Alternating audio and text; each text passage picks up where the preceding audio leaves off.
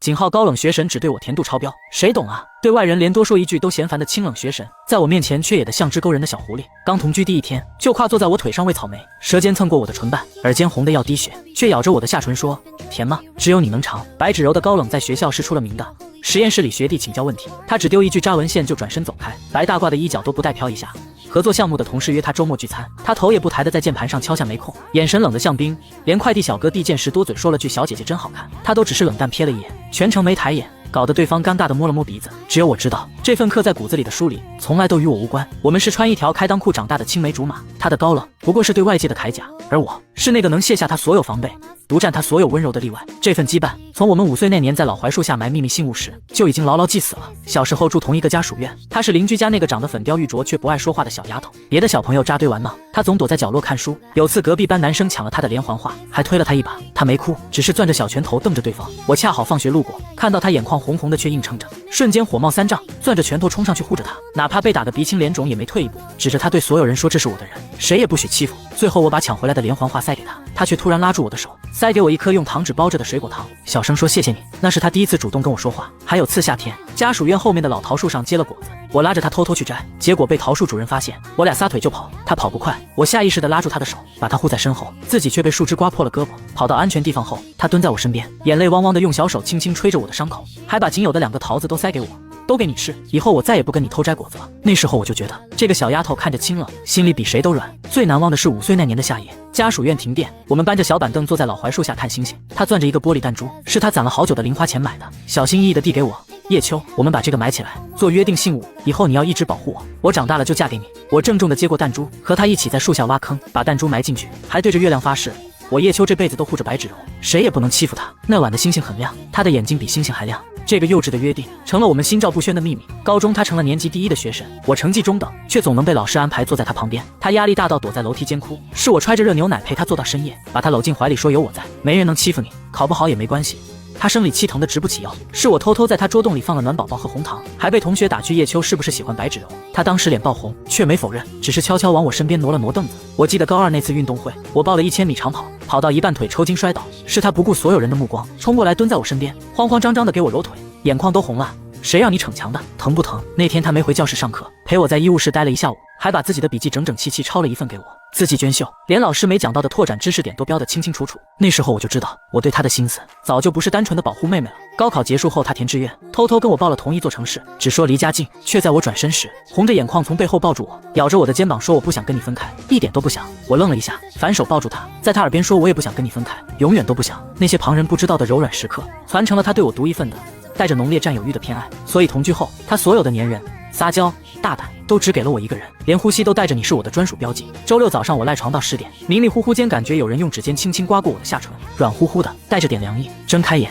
就撞进白芷柔盛满星光的杏眼，她穿着我的宽松白 T 恤，衣摆堪堪遮到大腿根，露出纤细白皙的小腿，头发随意挽成一个丸子头，碎发贴在鬓角，果梗线条干净又优美，领口往下滑了点，露出精致的锁骨。再不起床，早餐就凉了。她的声音依旧清冽，却藏着不易察觉的钩子，指尖还在我的唇上轻轻摩挲。我实在舍不得这美色，伸手一拽，就把她拉进了怀里，让她跨坐在我的腰上，双手扣住她的后腰，下巴抵在她柔软的肩膀上，鼻尖萦绕着她身上淡淡的栀子花香，混合着我的洗衣液味道，格外安心。再睡5分钟，就5分钟。我把脸埋在她的颈窝，舌尖轻轻舔了一下她的锁骨，感受着她身体瞬间的僵硬。她挣扎了一下，没挣开，反而伸手按住我的后脑勺，手指插进我的头发里，轻轻拽了拽。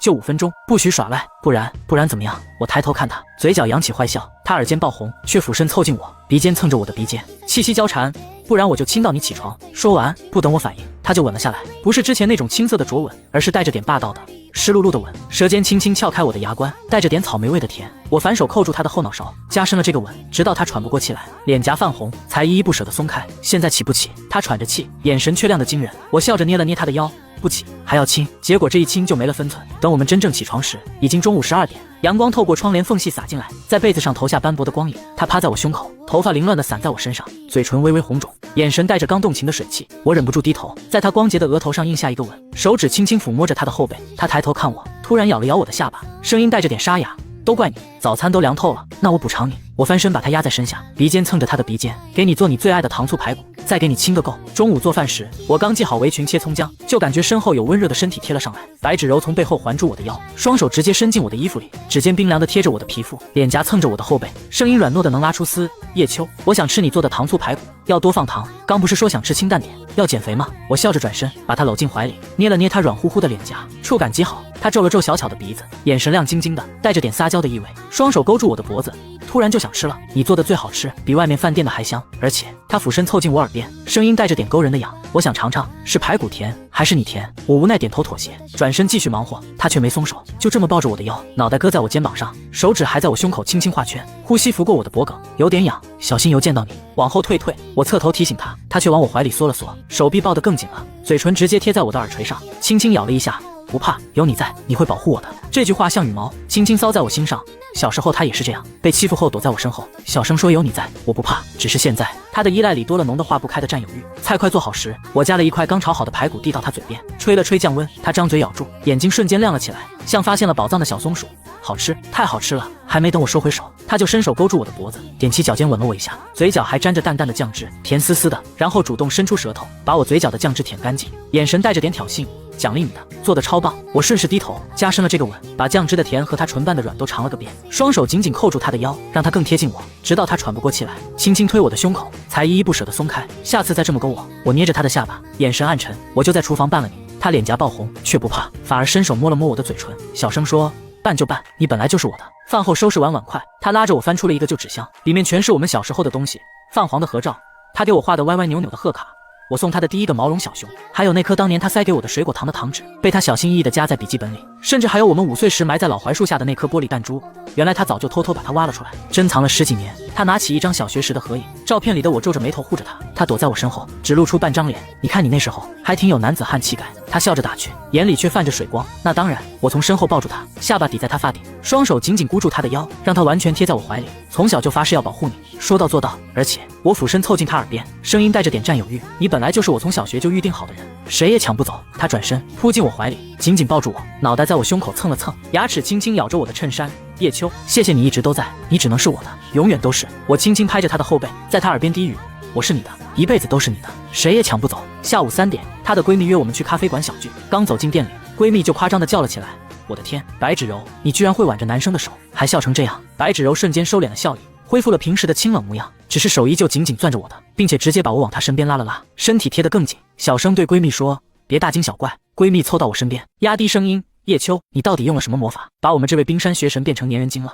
我笑着看了眼白芷柔，她耳尖泛红，却突然伸手搂住我的胳膊，脑袋靠在我肩膀上，对着闺蜜说，他是我的，自然只对我粘人。聊天时，闺蜜抱怨最近工作不顺，被领导刁难，白芷柔只是淡淡安慰了几句，语气疏离。可当邻桌一个男生频频往我们这边看，视线落在白芷柔身上时，他瞬间皱起眉，直接伸手捏住我的下巴，强迫我低头吻他。这个吻又急又狠，带着明显的占有欲。他的牙齿轻轻咬着我的下唇，直到尝到淡淡的血腥味才松开。看什么看？他抬眼瞪了邻桌男生一眼，眼神冷得像冰，然后转头看着我，手指轻轻抚摸着我的嘴唇，声音软糯却带着霸道，你的吻只能给我，我的人也只能给你看，别人多看一眼都不行。邻桌男生尴尬地移开视线，闺蜜看得目瞪口呆，这占有欲也太强了吧。白芷柔没说话，只是握住我的手，指尖用力，像是在宣示主权。从咖啡馆出来，夕阳已经西斜，她拉着我的手走在人行道上，影子被拉得很长，刚才那么凶。我笑着捏了捏她的手心，她抬头看我，眼神认真，带着点委屈，谁让她一直看你，你是我的，只能我看。这句话带着点小小的蛮不讲理，却让我心里甜得发颤。我停下脚步，转身抱住她，双手扣住她的后脑勺，深深吻了下去。这个吻带着浓烈的占有欲和爱意，让她喘不过气来。我是你的，我松开她，额头抵着她的额头，呼吸交缠，只能是你的，别人连看的资格都没有。她眼睛一亮，踮起脚尖吻了吻我的鼻尖，只能是我的。路过学校门口的文具店时，她突然拉着我进去，买了一本崭新的笔记本。干嘛买这个？我疑惑地问。她低头在第一页写下叶秋和白芷柔，然后抬头看我，眼神认真。以后把我们的事都记下来，从青梅竹马到白发苍苍，都要写得清清楚楚。我心里一暖，接过笔记本，在他名字旁边画了一颗小爱心。好，我陪你一起写。回到家，他突然有点蔫蔫的，趴在沙发上没精神。怎么了？不舒服吗？我蹲在他面前，摸了摸他的额头，有点发烫，可能有点感冒了。他声音沙哑，眼神委屈地看着我。我立刻起身，给他找了感冒药，倒了杯温水。他乖乖吃药，然后伸手让我抱他。想抱抱。我把她搂进怀里，让她跨坐在我的腿上。她靠在我胸口，双手紧紧抱着我的脖子，脑袋埋在我的颈窝，呼吸灼热。我有点晕，想睡觉。她声音软糯，带着点依赖。我轻轻拍着她的后背，给她哼着小时候哄她睡觉的童谣，手指轻轻抚摸着她的头发。她渐渐睡熟了，眉头却还是微微皱着。我俯身，在她眉间印下一个轻柔的吻。睡吧，醒来就好了。我一直都在。等她醒来时，已经是晚上8点。她睁开眼，看到我还在抱着她，眼睛瞬间亮了起来。你一直都在，一直都在。我笑着摸了摸她的头发，感觉怎么样？好点了吗？她点点头，嘴唇凑到我的脖子上，轻轻咬了一下，留下一个浅浅的红印。给你盖个章，这样别人就知道你有主了。我失笑，本来就有主了，还需要盖章？她往我怀里缩了缩，牙齿轻轻磨着我的锁骨。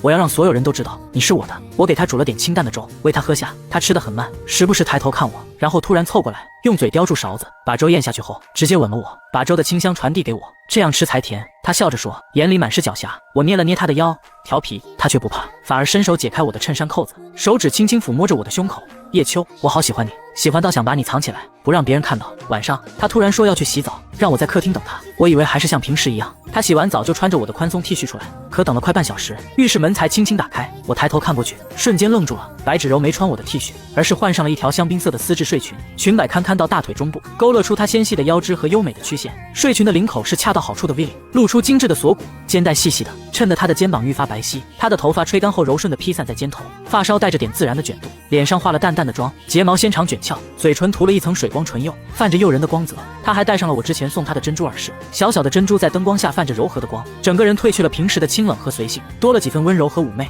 她看到我直勾勾的眼神，耳尖瞬间红了，却没有躲开，反而故意挺了挺胸，一步步朝我走来。裙摆随着她的脚步轻轻晃动，带着淡淡的栀子花香，还混合着一种陌生的甜而不腻的香水味。好看吗？她走到我面前，声音带着点试探和羞涩，手指轻轻绞着裙摆。我喉结滚动了一下，伸手拉住她的手腕，把她拽进怀里，让她跨坐在我的腿上，双手不自觉地收紧，感受着丝质睡裙的顺滑和她身体的柔软。好看。我低头，鼻尖蹭着她的耳垂，声音沙哑，太好看了，只能给我一个人看。她的身体微微颤抖，却主动搂住我的脖子，嘴唇凑到我的耳边，吐气如兰。本来就是只给你看的，别人想看都没机会，谁让你这么打扮的？我捏了捏她的下巴，眼神暗沉，带着点占有欲，是不是想勾我？她脸颊爆红，却大胆地迎上我的视线，舌尖轻轻舔了舔嘴唇，是又怎么样？你是我的，不勾你勾谁？说完，她主动吻了上来，这个吻比之前任何一次都要热烈，带着点小心翼翼的试探和浓烈的爱意。她的手指插进我的头发里，身体紧紧贴着我，仿佛要融进我的骨血里。我反手扣住她的后脑勺，加深了这个吻，贪婪地汲取着她唇间的甜，双手在她的后背轻轻抚摸，感受着丝质的顺滑和她身体的曲线。她喘不过气来，轻轻推了我一下，脸颊泛红，眼神却亮得惊人。叶秋，我想让你记住，我不仅是那个高冷的学神，更是你的人，是只属于你的女人。我记住了。我低头，在她的锁骨上轻轻咬了一下，留下一个深深的红印，一辈子都记住，你是我一个人的。我们窝在沙发上，她靠在我怀里，手指轻轻抚摸着我的胸口，时不时抬头吻我一下。其实我早就想这么打扮了，她小声说，带着点羞涩，就是有点不好意思，怕你觉得我太刻意。不会。我握住她的手，放在唇边吻了吻，你不管什么样我都喜欢，更何况是特意为我打扮的你。她笑了，在我怀里蹭了蹭，像只满足的小猫。小时候在老槐树下，我就想以后要做你的新娘，穿最漂亮的衣服给你看，现在终于实现了。我想起5岁那年夏夜的约定，想起她穿着公主裙说要嫁给我的模样，那时候以为是童言无忌，没想到她一直记在心里。我也记得。我低头吻了吻她的发顶，小时候你说要嫁给我，我就发誓以后一定要让你成为最幸福的新娘。她抬头看我，眼里满是泪光，却笑着说，我现在就很幸福。那晚我们聊了很多，从小时候的趣事到高中的暧昧，从同居后的甜蜜到未来的规划。她靠在我怀里，小声说，我们明天去领证吧，我想早点成为你的合法妻子，让所有人都知道你是我的。我心里一震，随即紧紧抱住她。好，明天就去，我也想早点把你娶回家。第二天一早，天刚亮，白芷柔就醒了，兴致勃勃地拉着我选衣服。她翻出一条米白色的连衣裙，搭配一件浅色西装外套，头发梳成温柔的低马尾，脸上画了精致的淡妆，少了几分昨夜的妩媚，多了几分温婉。这样穿是不是太正式了？她对着镜子打量自己，有点犹豫。我从身后抱住她，下巴抵在她的肩膀上，不正式，很好看，我的新娘怎么穿都好看。她耳尖泛红，转身搂住我的脖子，在我唇上啄了一下。那我们出发吧，我想早点拿到结婚证。我们没通知太多人，只告诉了双方父母。我妈特意一大早炖了红糖糯米粥，让我们吃饱了再去。领证是大事，得开开心心，圆圆满满的。白芷柔红着眼眶，乖乖喝了2碗粥。我妈拉着她的手，笑着说，从小看着你长大，现在终于成了我的儿媳妇，以后叶秋要是敢欺负你，你就告诉我，我收拾她。妈，我不会欺负小柔的。我连忙表态，白芷柔却笑着说，妈，她不敢欺负我，她要是敢，我自己就能收拾她。我爸也走过来，拍了拍我的肩膀，小子，好好对小柔，别辜负了人家的心意。到了民政局，人不算多，我们排队拍照签字，整个过程都很顺利。拍照时，他主动挽住我的胳膊，头靠在我肩膀上，笑容温柔又明媚，和平时的高冷模样判若两人。当工作人员把2个红色的小本本递到我们手里时，白芷柔的手都在发抖，她紧紧攥着结婚证，眼泪突然掉了下来。怎么哭了？我笑着给她擦眼泪，她摇摇头，扑进我怀里，声音哽咽。太开心了，叶秋，我们终于结婚了，你终于完完全全是我的了。我抱紧她，在她耳边说：是啊，我们结婚了，以后再也不会分开了，我永远是你的。周围的人都笑着看我们，有人说这对小夫妻真恩爱。白芷柔听到了，抬头看我，眼神里满是骄傲和占有欲。她主动握住我的手，十指紧扣，还特意把结婚证举到胸前，像是在向所有人宣告，他是我的老公，我是他的老婆。从民政局出来，阳光正好洒在身上，暖洋洋的。他拉着我的手，蹦蹦跳跳的往前走，像个得到了心爱玩具的孩子。路过花店时，他非要买一束栀子花，说栀子花是我们的定情花，以后家里要天天摆着。我笑着依他，买了一大束栀子花，花香萦绕在鼻尖，像我们的爱情一样清甜。我们现在去哪？他回头看我，眼里满是期待。回家。我握紧他的手，声音温柔。回我们的家。回到家，他把结婚证小心翼翼地放在客厅的展示柜里，和我们小时候的玻璃弹珠摆在一起，然后转身看向我，眼神瞬间变了，带着点狡黠和炽热。他慢慢走近我，双手勾住我的脖子，踮起脚尖吻我。这个吻比之前任何一次都要热烈，都要缠绵。叶秋，他喘着气，嘴唇贴着我的耳朵。我现在是你的合法妻子了。我反手将他打横抱起，他惊呼一声，却立刻搂住我的脖子，在我脸上亲了一口。去哪？他笑着问。回卧室。我低头看他，眼神暗沉。我的妻子，是不是该履行一下妻子的义务了？他脸颊爆红，却没有躲闪，反而主动搂住我的脖子，在我耳边低语，早就准备好了，只等你了。走进卧室，我把他轻轻放在床上，他顺势躺下，裙摆散开，像一朵盛开的花。他没有动，只是睁着眼睛看着我，眼神里满是爱意和期待。我俯身靠近他，手指轻轻抚摸着他的脸颊。还记得5岁那年老槐树下的约定吗？现在如愿了。他点点头，伸手拉住我的手，放在他的胸口。小时候的愿望，现在终于实现了。叶秋，我好爱你，爱到骨子里。我也爱你。我低头吻他，从额头到眼睛，再到嘴唇，每一个吻都带着浓烈的爱意和占有欲。爱你从小到大的亲了，爱你只对我展现的粘人，爱你为我打扮的模样，爱你的一切。他主动回应着我的吻，身体紧紧贴着我，双手在我的后背轻轻抚摸，像是在感受我的存在。他的手指轻轻解开我的衬衫扣子，指尖带着微凉的温度划过我的皮肤，激起一阵战栗。我也伸手轻轻褪去他的外套和连衣裙，露出里面香槟色的蕾丝内衣，和昨夜的睡裙一样，都是他特意为今天准备的。为了今天准备了多久？我低头在他的耳边低语，他耳尖泛红，却大胆地迎上我的视线。从你说要保护我那天起，就开始准备了。我想给你一个完美的新婚之夜。我吻住他的嘴唇，不让他再说下去。所有的话语都融化在这个吻里。房间里只剩下彼此的呼吸声和心跳声。窗外的阳光透过窗帘的缝隙洒进来，在地板上投下斑驳的光影。空气中弥漫着栀子花香和爱情的味道。他的身体微微颤抖，却主动搂住我的脖子，拉近彼此的距离，仿佛要将自己完全融入我的骨血里。叶秋，他喘着气，声音带着点沙哑。我是你的，只能是你的。我抱紧他，在他的颈窝轻轻咬了一下，留下一个专属的印记。我也是你的，一辈子都是你的，谁也抢不走。我们在彼此的身体里找到了最亲密的连接，每一次触碰都带着浓烈的爱意和占有欲，每一次喘息都诉说着彼此的深情。她不再是那个对外高冷的学生，只是我的妻子，一个会撒娇、会依赖、会为我展现所有柔软的女人。我也不再是那个只会默默保护她的少年，而是她的丈夫，一个会疼她、宠她，会用一辈子守护她的男人。不知道过了多久，我们相拥着躺在床上，他靠在我的胸口，听着我的心跳声，手指在我的胸口轻轻画圈。叶秋，他小声说，以后我们每天都要这样好不好？好。我抱紧他，在他的发顶印下一个吻，每天都这样，永远都这样。他笑了，在我怀里蹭了蹭，闭上眼睛，脸上满是幸福的笑容。我看着他的睡颜，心里满是满足和踏实。从穿一条开裆裤长大的青梅竹马，到并肩同行的恋人，再到如今的夫妻，我们经历了太多，也等待了太久，所有的回忆都交织在一起，变成了最珍贵的宝藏。我知道未来的日子里，他依然会是那个对外高冷的学生，却也依然会是只对我粘人，只对我大胆，只对我展现所有柔软的小丫头。而我会一直做他的铠甲，做他的港湾，做他一辈子的依靠，守护着他的高冷，也守护着他只对我的温柔。